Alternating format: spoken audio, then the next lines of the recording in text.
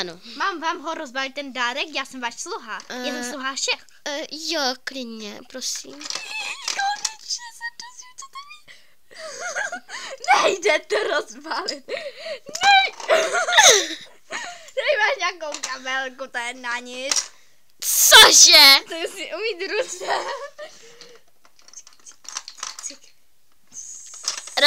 Rozstředil jste mi celý pokoj, rozhodil.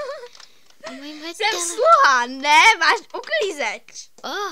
Taková kabelka hezká. A je to radiokabelka za 30 000 korun. Cože? Jo, takovou jsem jednou měla, ale ztratila jsem ji. Spíš mi ji ukradla Beyoncé. Já v ní nevidím. Jaká Beyoncé? To je zpěvačka, ona mi ji ukradla. Je to mrcha jedna bez dna. Jdu nahoru. Já jdu všechny zbudit. Tady pojď hrát.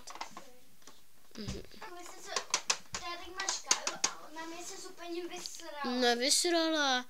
Ne, co kecáš? Musíme hrát aj s ní, jo. A my si hrajeme aj s ní. Já jsem zaměstnatela v tel. Zase jsem se zasekla.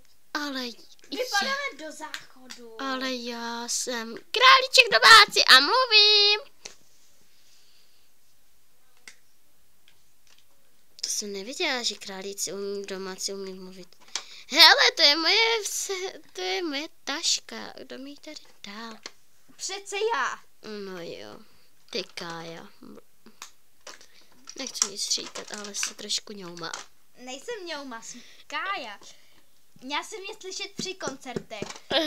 Já jsem zpěvačka skupiny Pentatonix. No, 3 hodiny tam nechám. Víš, jak se musím pořád učit hrát bez nástrojů? Víš, jak je to těžké? Jo, toáletní papír. Nevím.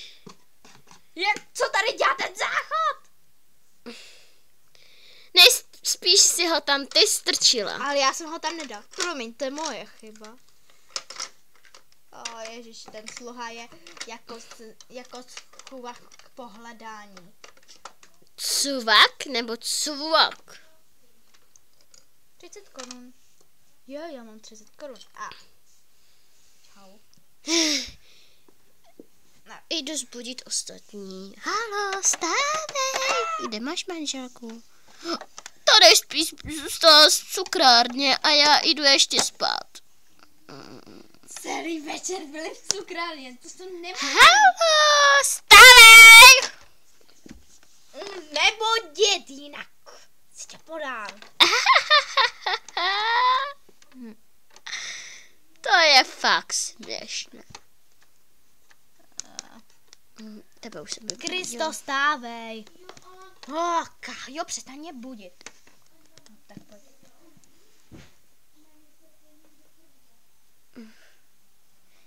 Dany, pojď si hrát.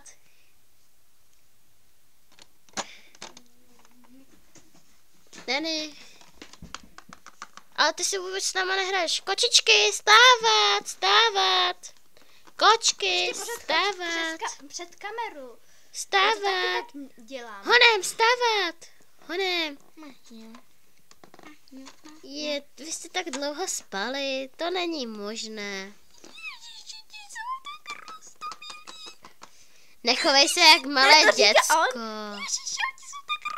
Vypadni. Já jsem váš sluha. Stávat, brďoušci, nebo vás hodím dolů. A tebe taky. Přestaňte se na nás dovolovat. Pojďte A spínko, tebe miminka. taky. Co to je? Jo, to mi udělala moje sestra. Stávat. A mně se to nelíbí, Kájo. Dělej. Ona je taková, ona si myslí, že je nejlepší. Dělej. Nikdo mi nebude poroučet. Ha, to je fakt směšné. Jdu do své pokoje. Já už vstávám. Kdyby tady šel můj kluk, tak mě varujte, jo? Jo, a kdo je to? Ten modrý pes. Jo! Tak Ticho! Já jdu spát. Pšš. A jdeme. Konec.